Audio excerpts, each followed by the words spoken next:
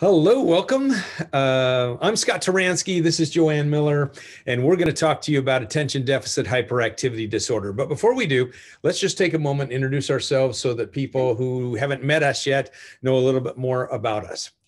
I'm married to Carrie, and Carrie and I have 5 children and 7 grandchildren. I'm a professor at Concordia University, where I teach the parenting class to master's level students who are getting a family life education degree. So I work with those students, and in my class, every student must be working with a parent during the program, during the whole class time. And it's out of that training that I developed the Biblical Parenting Coaching Program that I teach through the National Center for Biblical Parenting. So we work with parents one-on-one to deal with all kinds of problems that they have. I've trained now over 300 coaches standing by now to work with parents who are experiencing challenges, and we regularly deal with the subject of ADHD, so I'm eager to share that with you today. And I'm Joanne Miller. My husband Ed and I have 2 grown sons. We have 2 grandchildren, and I've been a pediatric nurse for almost 35 years now, and I've worked with the National Center for Biblical Parenting for over 20 years. And it's good to be able to talk about children and how to help them through their struggles. We love working with parents. That's what we've dedicated our lives to. And so we're eager to share with you some specific tools for working with ADHD. It is a challenge.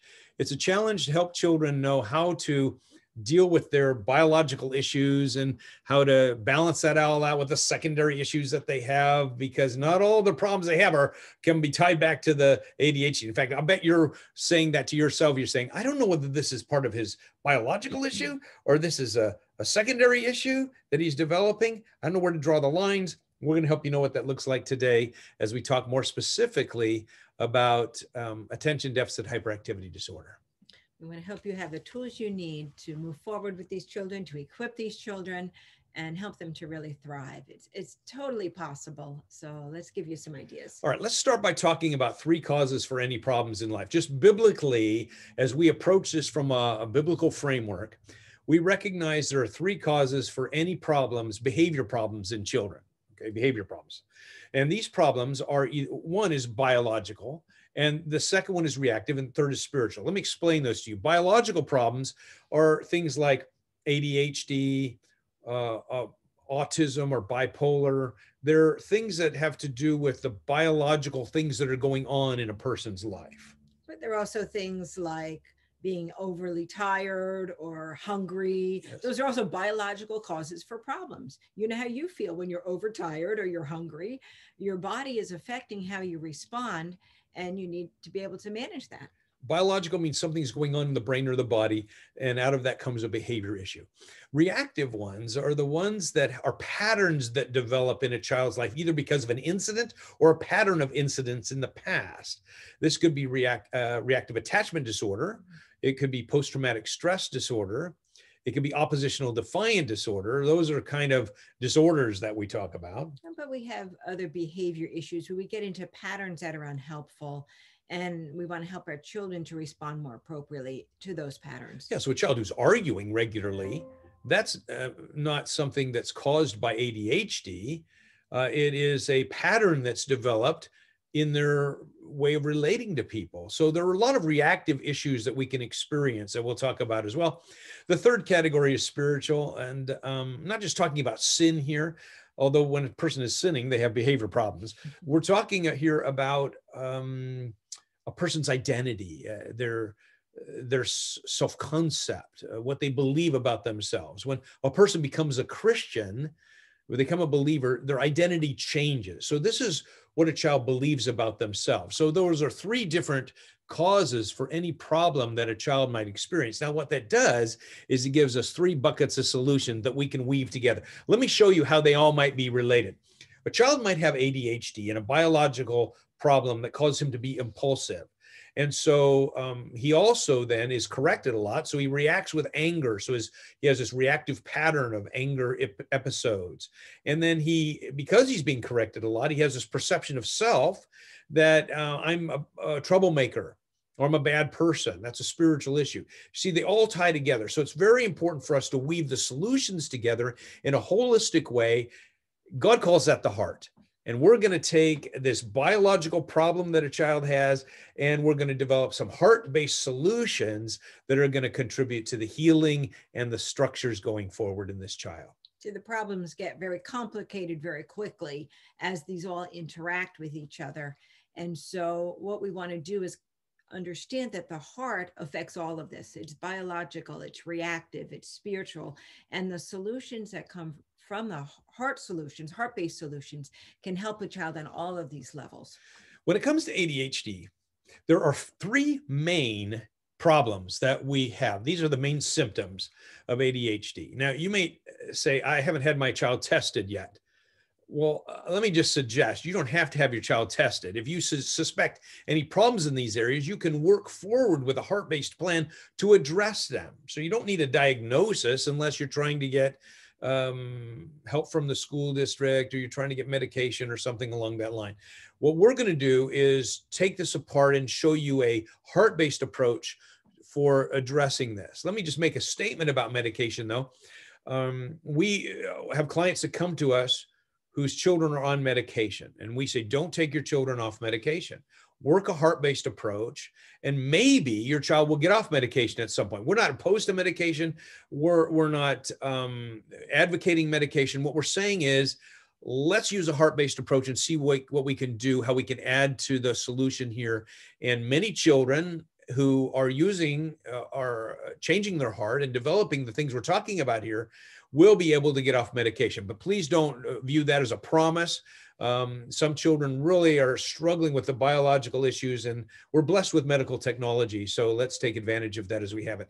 But these are the three challenges that most parents speak of when they're talking about ADHD tendencies. And recognize that we're talking about a continuum. It's not an all or nothing. Children may have more problems than others. They may have more of the lack of focus or more of the energy level. They may have some of these symptoms, but not all of them, or they may have them to an intense degree or to a lesser degree. It's very fluid here. But if you're seeing some of these problems in your child, we're not so much interested in a diagnosis, but a solution. What is the solution when you see these problems in your child? That's where we want to go. And there's nothing really wrong with these three things. I mean, there are a lot of adults who have these tendencies, and they're great employees, and they learn how to manage them and actually use them as advantages. But when they're in a home, we often have these secondary issues. And so these are the things that create problems for children that come from those three primary temptations or issues that they experience. So you might take a screenshot of that if you want. That's one of the challenges that we have, is looking at all these other areas and trying to develop a plan for helping children deal with the various challenges they experience as a result of their biological issues. And you can see how these problems of lack of focus can create some problems within learning issues and following instructions, and the impulsivity can create conflict and anger, and it gets very complicated as we look at all these things in the child, and they're struggling to just manage themselves. It's a lot to manage, but we can certainly give a child hope that you're developing some skills and abilities and character to manage this in life. So there's certainly hope in the midst of all of this. Yeah, it's disheartening for me when some parents who have children without these kind of challenges say, that's just bad parenting, when they see another child with a problem. That's really disheartening, because there are some children that are just challenging to work with. They need a lot of help. They can be very productive adults, but it's going to take a lot of work to get them there. And so God has given those children to parents who can manage them and work with them. And so you are a gifted parent if you have a child who's gifted in these areas.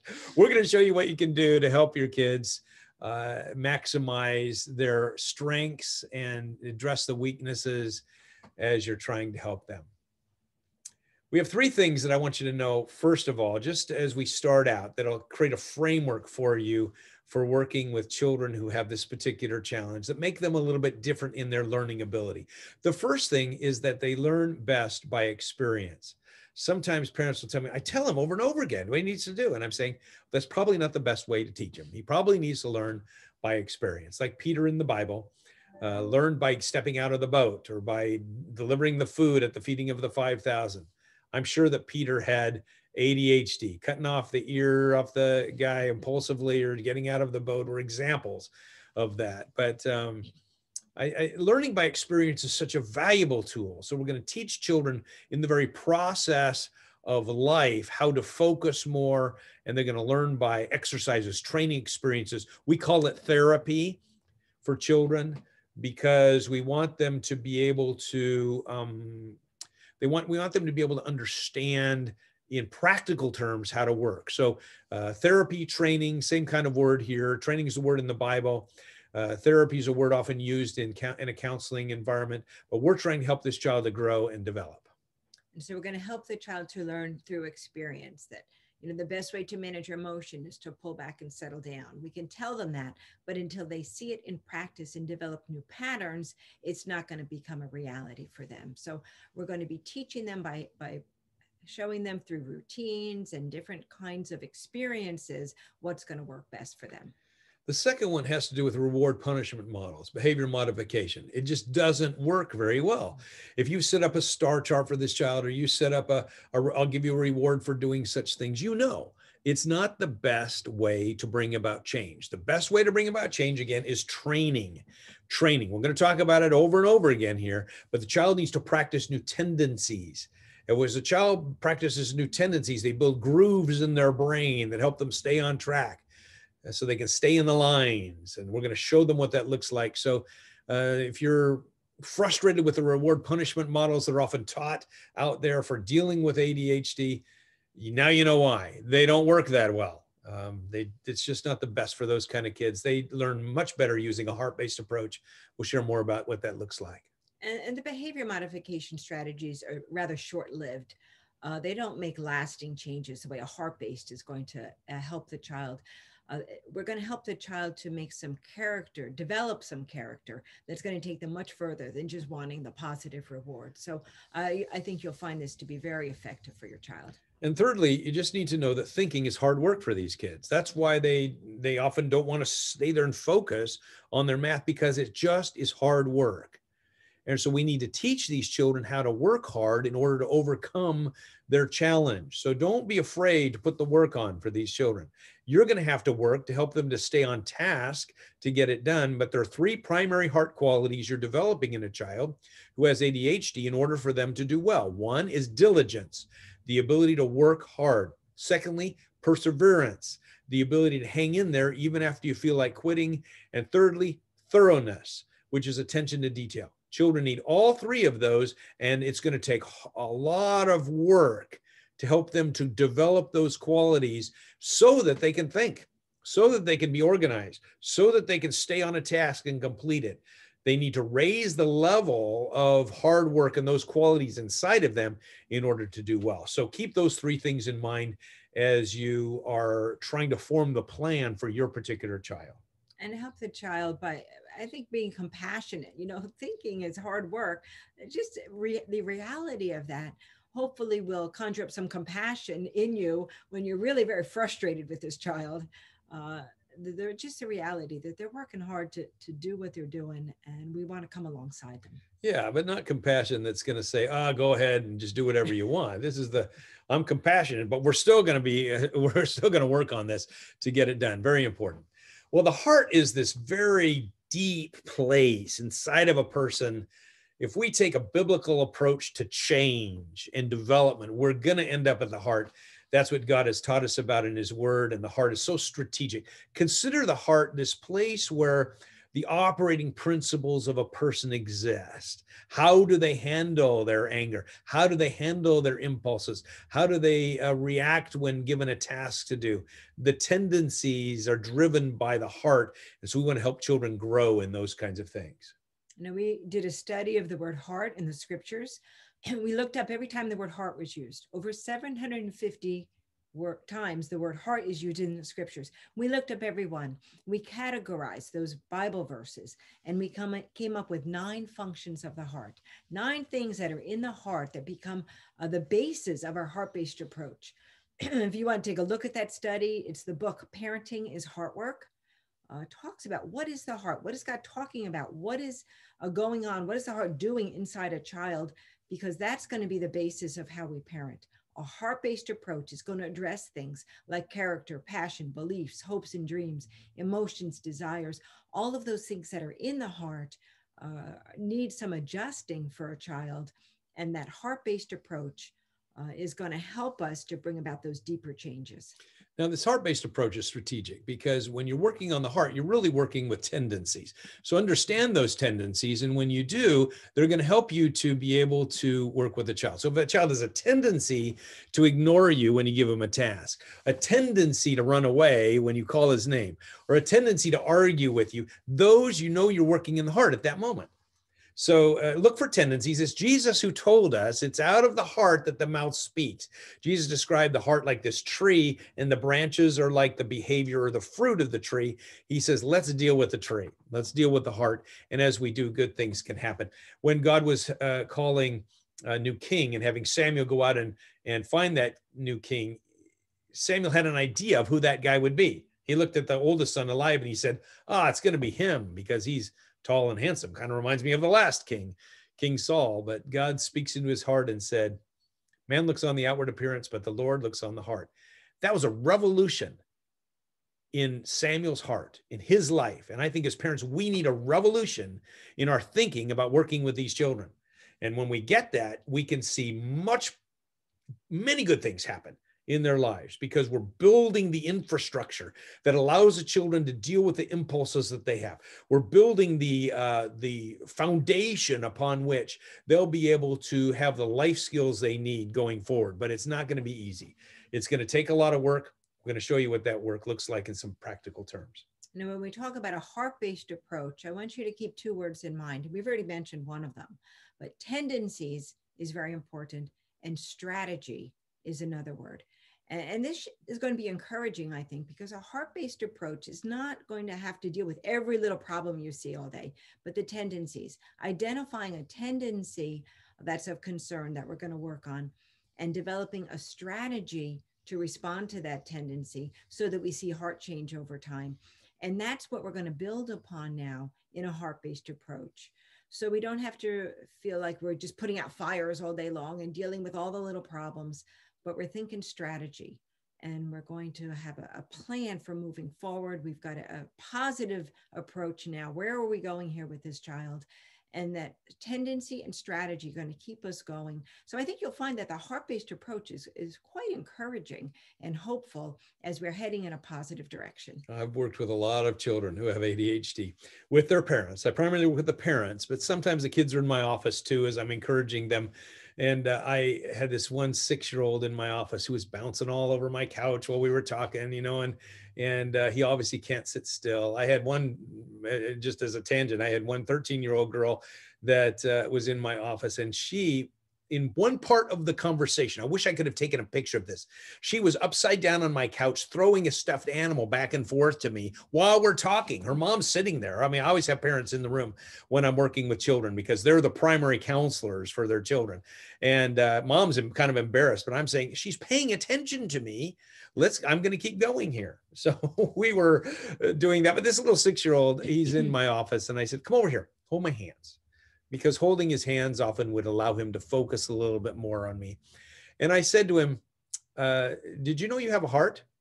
And he says, yeah, I know that. I says, where's your heart? He says, it's right here. I said, well, did you know heart speaks to you? He says, yep. And I'm thinking, boy, these parents have taught him a lot already. And I says, what does your heart say? He says, ba-bump, ba-bump, ba-bump. I said, yes, your heart says those things, but let me show you something else it says to you. I said to him, when you have a heart, your heart is responding. And here's what it says to you. This is important. It says, do the right thing. Do the right thing. I wanted this boy to understand that inside of his heart, God has placed a conscience in there. And this conscience is going to prompt him to do what's right. Do what's right. I'm not just talking about morally right. The conscience prompts us to do all kinds of things. Just think about yourself. When do you get gas in your car? Where you have an indicator, is it at half? Is it a quarter? Is when the light starts flashing? And I don't know where you get gas, but at some point your conscience says, I need to get gas. The I need to becomes very important for a child with ADHD. The I need to is what we call obligation. And that is something that's fostered inside of a child's heart, in the conscience. It needs to be trained and developed. So we're going to teach children what that looks like. Conscience is very important because it's that internal prompting. Now, many people actually don't understand much about the conscience. And we actually did another study. As we were studying the heart in the scriptures, we also did a study of the conscience in the scriptures and found the scriptures a lot to say about the conscience. That became our book, Motivate Your Child, just to keep that in mind as well, not to give plugs for our books. But the reality is that there's so much to be for our books. It's okay. They're really good, especially helping with these issues. It is. You know, we've done a lot of research with the scriptures and these children, the ones that end up in our office that Scott is meeting with. Often they're struggling with ADHD or other biological issues, but the scriptures has so much depth to work with these children. And the conscience is another area. So Motivate Your Child book talks about the conscience. What is the conscience? How to develop it? Because it's that internal prompting that's going to help these children. Maybe you feel like you're constantly giving direction. You're constantly correcting this child. But we want the child to become sensitive to the internal prompting, because that internal prompting is going to keep the child on track. I was working with a 7-year-old who has ADHD. And I use this particular illustration that's up here now to help him to be able to deal with his challenge. And so I asked him this question. I said, here you have, your mom sends you on a job to clean your room, and you want to play on the iPad. Mom's giving you a job to do, clean the room. You want to play on your iPad. Which one's going to win, do you think? Well, he sees the iPad as higher. So he says, the iPad's going to win. I said, yes, that's until we do the work that we're going to do, the training sessions we're going to work on. When we do these training sessions, something's going to happen inside of you. Here's what happens. Your obligation, that is this sense of I need to, is going to overcome your urge or your I want to. Sometimes the brain's putting out these biological signals that say you need to move in order to be at rest for a child who has ADHD, or the urges or the desires then are not regulated very well. And so when we help a child develop that internal strength of obligation, good things happen, because now I need to is wrestling with the I want to in a child's life. We all need that. And we work hard to help children to address the I need to versus the I want to inside of them. And as we work on the I need to more and more and more, it grows stronger and stronger into a child's heart. And there's a tipping point where they're able to deal with their urges and manage them pretty well. This 7-year-old went home after this particular session and called the office the child didn't. The parent called the office the next day and said, we want to set up an appointment for our son to come in. And the boy in the background says, tell Dr. Turansky, my obligation is winning over my urge.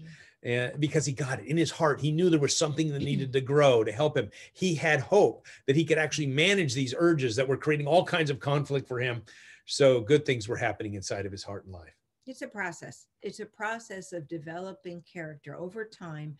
And the children can understand this. You might want to take a screenshot of this picture and help child understand how that obligation is growing in their heart is going to help them to overcome the urges. That's encouraging. You know, it looks like a pretty formidable challenge. Sometimes children are looking at the temptation like this big giant out there. I don't know if I'll be able to deal with this. Oh, this is so hard for me. And it is hard. It is hard work just to think for a child who has ADHD. And so they really need some help. They need some help developing this God-given obligation inside of their hearts so they can feel a sense of accomplishment. Yes, I did it. I was able to focus and get those 3 math problems done and then come back without getting distracted. That is a hard thing for a child with ADHD, but we're helping them to be able to move forward. That's the work of the conscience, and we want children to be able to understand it. So let's just go back to our image of the heart and throw 2 words in there. One is the conscience, and the Holy Spirit is the other. And the reason we put those in there, because as we studied the heart, we realized that these are the 2 things that govern the heart. Now, remember, the heart is the tendencies the tendency to do this or that, or to manage this or that. And God has placed two things inside of the heart to keep the heart going in the right direction: the conscience, which needs to be trained, and then, of course, the Holy Spirit. For a person who's a Christian, the Holy Spirit's living inside of them to empower them to do what's right. That's a more complete understanding of the heart. And we're using that theology then to apply this to working with children in a very practical way. So we want to just get a grasp of how this internal motivation then can help the child to stay on track. Certainly the child has got work to do, but there is hope here in this sense that the conscience is in the child's heart. The Holy Spirit is prompting the child. Even if the child's not a believer, the Holy Spirit is at work in your child's heart. Yeah, very important for us to recognize the power of God in a person's life, as well as the conscience. Two different things. The conscience is a thing, the Holy Spirit is a person, both in the heart, trying to move that person in the right direction. Now, before we can actually talk about the how, we need to understand three different truths. And I've already alluded to the first one: kids need therapy. The idea is the practice sessions, training. If your child couldn't walk, you'd be getting him physical therapy. And they wouldn't just sit in an office and talk to him. They'd take him out on the floor and walk on the balance beam and show him how to walk and practice that walking. If he needed speech therapy, they wouldn't just sit in the office and talk about how to talk. They take him into the lab where they're doing different exercises with the mouth in order to have the child speak in a way that's best. Your child needs character therapy. When a child has ADHD, it means that their character isn't strong enough to manage the urges that they're experiencing. We're going to build that character, and it's going to take a lot of work to do it. So that therapy is important, but it's not therapy in an office. It's therapy in your home. And that's where we really need to be encouraged. We say that parents are the best therapists for their children, but they need a plan. And once you're equipped with a plan, the therapy happens day in and day out in your home. There's only so much that can happen in a counselor's office, but it's putting it into practice in the day-to-day experiences of life where growth can really take place. And another important point is that training is more powerful than simply relying on correction. See, with kids who have ADHD, they are a magnet for correction. We're correcting them every few minutes. Remember that it's not the correction that's going to bring about the change as much as it is the training itself. We have to train in positive ways that's going to provide the new pathways in the brain that are going to govern how that child's going to manage the urges that they're experiencing. They're going to help the child learn how to focus more. That's what we're going to do in the training side. We're going to give you some ideas now, some practical tools that are going to guide you through this process of training a child. And in order to do that, we go to these buckets. Now, in the Biblical Parenting Coaching Program, which I would suggest you take advantage of, we'll give you a link to it in a little bit here, but my coaches are standing by to work with parents to give them individualized plans, all done electronically. You don't have to come into an office. We're meeting with parents only, and we're governing them or guiding them to do therapy with their child, whatever the problem is. But I'm going to show you some of the tools that we use. We don't have time to look at all of them, but one of the things we rely on is these 7 different buckets that we use to bring about change in a child's life. And we're going to share some of those buckets with you and just illustrate how to use them to bring about change in a child's heart and life. Absolutely. We like to envision a child on a map moving from point A to point B. Point A is where your child is now, with some weaknesses, some struggles, some things that are creating problems. And point B is where the character is developing. And you want to see that child moving down from A to B. B is where we're headed. And we're going to use some buckets of solutions to move there in a sense. We suggest that every parent have a written action plan to move their child forward. A written plan of how you're going to get that child from point A to point B. What that point B quality is we're going toward, and how are we going to get there with the child? And there's buckets of solutions that move us along the path. And that's what we'd like to share with you for just a few minutes here. What are some of those buckets of solutions to move your child from point A to point B? All right. One of those buckets is firmness. Let's just talk about firmness and what it is and what it looks like when it comes to ADHD. We're talking about firmness. Don't think about consequences. I know that is part of firmness, but that's not the part we're talking about right now. I find that parents move to consequences too quickly. And if you just focus on point A, which says cut it out, stop it. I can't believe you're doing this. That's just negative. If we focus on point B, where we're going, then we're moving toward a target. That target is obligation, or the target is focusing, and so on. Firmness creates structure. So think in terms of structure that helps a child with firmness, and you'll move them into a new plan for addressing the challenges that they're facing. Firmness is important. We say that firmness builds character. Firmness, as Scott said, it structures, it's how we're going to do a certain thing, how we're going to come when called, or how we're going to follow instructions, or how we're going to respond to correction. Those routines in family life are going to build within the child the character necessary. So we want to remember the importance of firmness to move that child forward. Let me give you an example of firmness that I think you can relate to. I was working with a elementary age child who had a tendency to come into the room. And whenever he came into the room, he took over the room with his voice, and anybody was doing anything and needed to stop because now this child was in the room. And so parents developed a plan, and the plan was to stop, look, and listen before you engage. That was their plan. They explained that to him. He understood that. But the firmness part was whenever he came in the room and started talking without stop, look, and listen, then mom would just put up her hand and say, whoop, stop, go back out and try again. You see, she's using firmness. She's not being mean to him. She's just using firmness and saying, you need to go back out and try again. It's helping him see earlier where the process or the change needs to take place. When you stop the process earlier, you're helping a child recognize earlier a social cue that they didn't know before. Mm-hmm. And so we're helping them recognize that earlier. You can do that also with arguing. If a child argues with you, you stop the process earlier. If the child's whining, you stop the process earlier. Whoa, that's whining. Can't listen to that. We're not yelling at the child. We're just saying we're not going there. If you stop the process earlier, what you're doing is you're helping a child recognize that they're in the danger zone, that they need to take a different path. We're raising the awareness level here, a very important part of firmness. One of the things we want to remember about firmness is firmness is not the same as harshness. Very important. I think sometimes we combine the two. We say, well, the child's not going to respond unless I'm loud, unless I'm angry. Some parents will say that my child doesn't listen unless I get angry. We would suggest if that's true, it's because you've trained your child. They don't have to respond until you get angry. We want to separate firmness from harshness. Firmness means there's a line we're not going to cross. Harshness pours emotional intensity into that to tell the child we mean business. What we want to do is separate the two. Firmness means we mean business.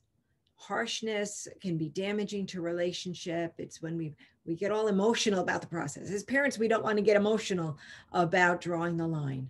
We want to separate the firmness from the harshness. Yes, we're going to do it this way, but without anger or yelling or some form of harshness. So learning to separate the two can be take a little practice for a parent. If you find you've been harsh, I would suggest that the harshness damages relationship. We want to remove the harshness from the equation, but keep the firmness. Remember, we're trying to build obligation. Here's a way we can do it using firmness. You can establish in your home a come when you're called rule. In other words, when I call your name, you need to come right away. Whatever you're doing, you stop. If you're 12 years old and you have ADHD, you need to stop what you're doing and come right away.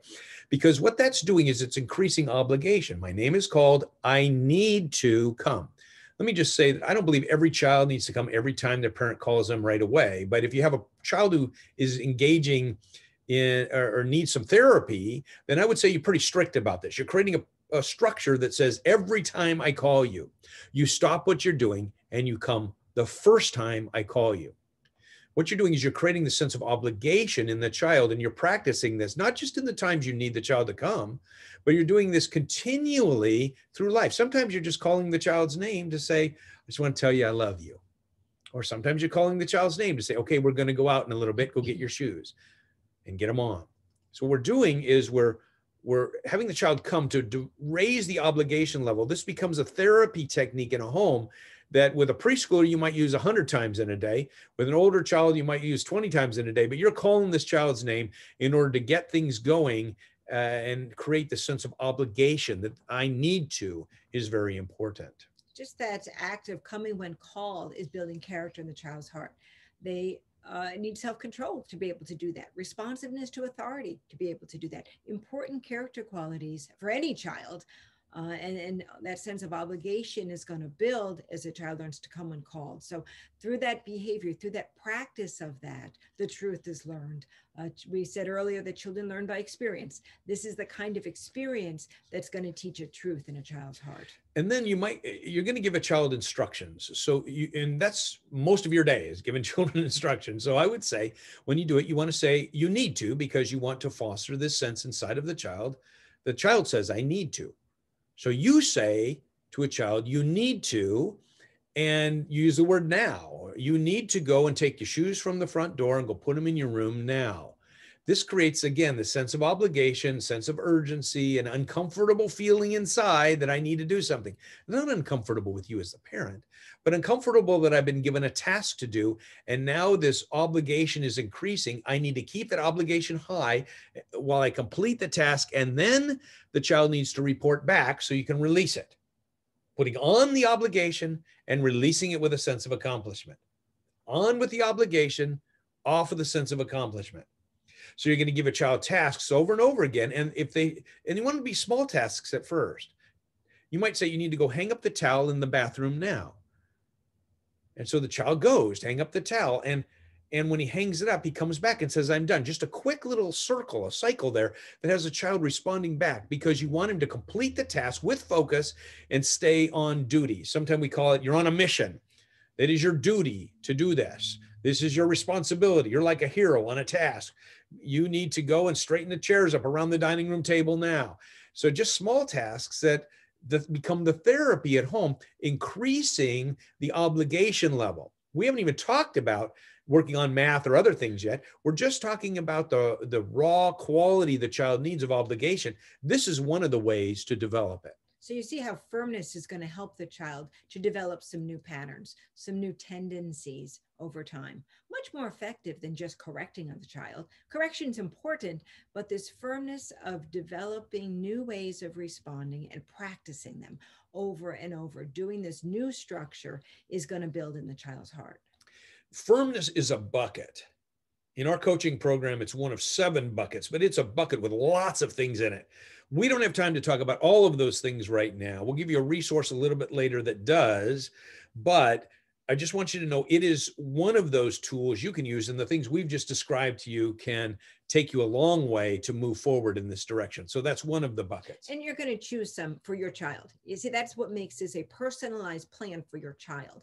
We're not going to tell you exactly how to do firmness, but you're going to choose some firmness solutions to put in your plan. And that's going to be specific for your child, ones that you're finding effective, that you want to practice in your home. Some ways of doing firmness, raising the awareness level, and helping the child to develop those new patterns. Very important. Firmness is going to be key. And well, let's go to another bucket. Okay. Another bucket would be visioning. Now, visioning answers the question, why? Visioning gives perspective to a child, because what you're doing with firmness is you're putting pressure on. Visioning helps understand that pressure within a bigger perspective. We developed the 7 tools in understanding the way God brings change in our lives. He uses firmness in our lives, but he also uses visioning. That's why we like verses like Jeremiah 29:11, which says, I know the plans I have for you, says the Lord, plans to prosper you and not to harm you. We love those visioning verses. In Philippians 1:6, he says, you can be confident of this, that he who began a good work in you will carry it on to completion until the day of Christ. Those are visioning verses. We need them. We love them. They help us get a bigger picture. And when you vision with a child, this provides some really good heart stuff for a child to continue on in their lives. Visioning answers the question, why? And visioning brings hope. We're talking about where we're going here. Visioning, sometimes we say envisioning a positive future. You know, we want to talk about where the child is going, the things that we're seeing develop in them that are going to be so satisfying for the child. Why are we working on responsiveness to authority? Why are we working on obligation? You're going to feel so much better about yourself. You're going to be able to complete the task. This is going to help you to make friends. This is going to help you to do better on the ball team. We're talking about why we're working on this. One of my clients in the coaching program I was working with for 8 weeks, but in the very first week, I talked about visioning. This dad came in and he said, Our son is a terrorist in our home. He's demanding. He's always telling us what to do. He won't take any instruction without coming up with another idea. And I made a statement. I said, it sounds like a leader to me. That's what leaders do. They have ideas about everyone else should fit into their plans, including their parents. So I understand what that looks like. And he took that and he went and visioned with his son. He said to his 12-year-old son, he said, son, you are going to be a leader someday. I can tell already. And I want to do some leadership training with you so you can be the best leader possible. And so we're going to practice the instructions that we just talked about, this instruction routine. I'm going to call your name. You're going to come right away. I'm going to give you a task. This boy, Dad says he changed. 2 weeks later, our son is a completely different young man. And what was it that touched him? It was the visioning. I mean, these are the tools God uses with us. When you use a heart-based approach, good things happen. This child was now responding more to mom and dad, and the visioning was just the key that was necessary to unlock that part of his heart so that he could respond well. Visioning, a very important tool.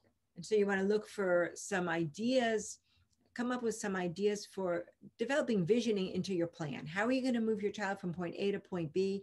Talking about the benefits of point B, using that as you're working with your child. This is going to help you to be a better dad someday. This is going to help you to do better. It's going to make the work you're doing now more effective. So we're going to talk about why we're working on this. It's like we do with a young child when we're potty training them. Oh, it's going to make you feel like a big boy when you're wearing that underwear. And we get all excited about where we're headed, and we can bring that child along with our enthusiasm. Very good. I'm going to go on to another bucket just for the sake of time. Okay. And we're just going to share with you one more bucket here of the 7. This is a third one. This is coaching. Now, this is important because it changes the attitude of the parent to the child. When we're coaching a child, it's not a policeman kind of a mentality, but it's a coaching mentality. It says, come on, buddy, you can do this. Come on, hang in there, focus, get the job done, come back. So this coaching mentality is just strategic. Very important tool as we're working with children, because often children feel like they're on the opposite side of the net, like we're pulling on a rope against each other. Coaching puts us on the same side. We want our children to recognize that. This is an attitude that we have, that we want to communicate with our words, that we are right here next to you.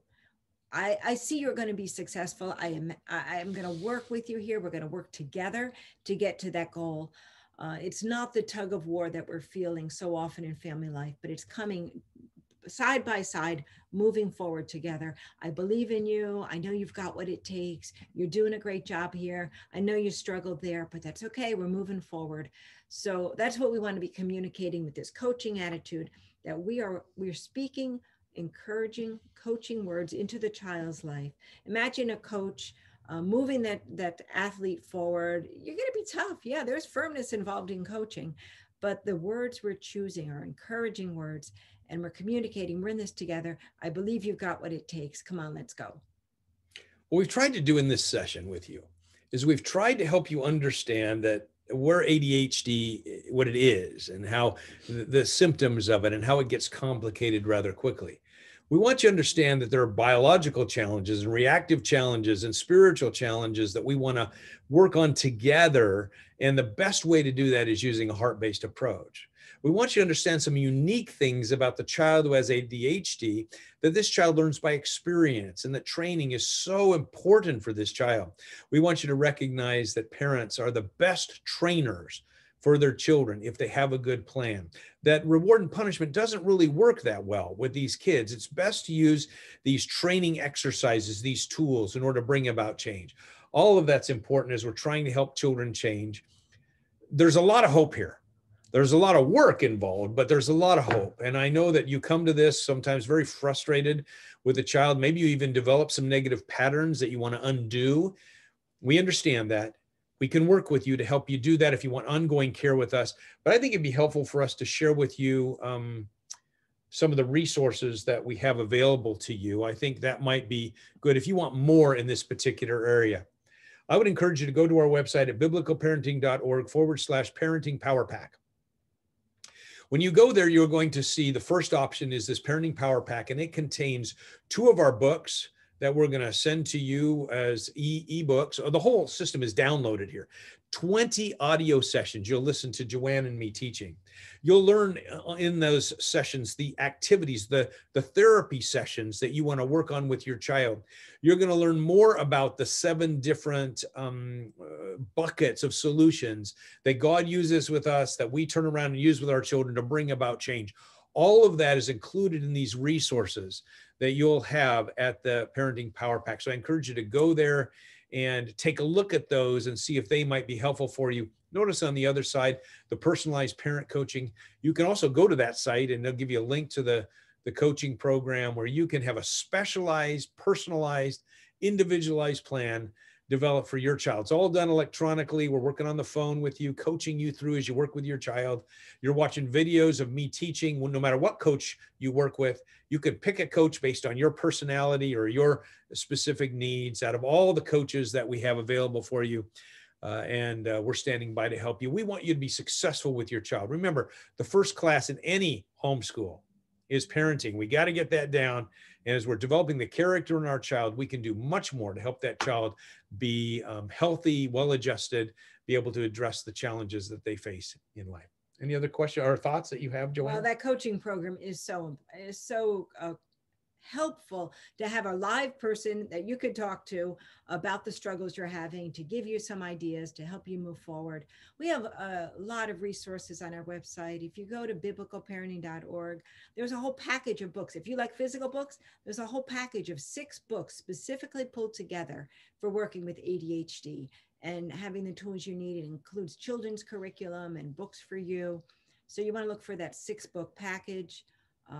And you might even want to join Thriving Kids Connection, which is an online community of parents and coaches interacting together. You have access to that 24/7. You write in a question and you read what other people are struggling with. That's another valuable asset on our website.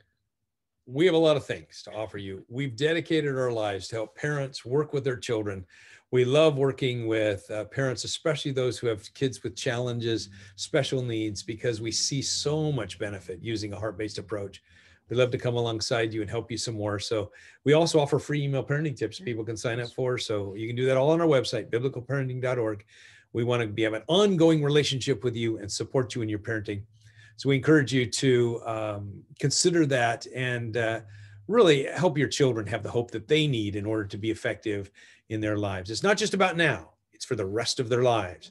You're building those life skills now that'll contribute to the ongoing success in your children's lives. So God bless you. We represent the National Center for Biblical Parenting. We'd like to help you more. Visit us at biblicalparenting.org.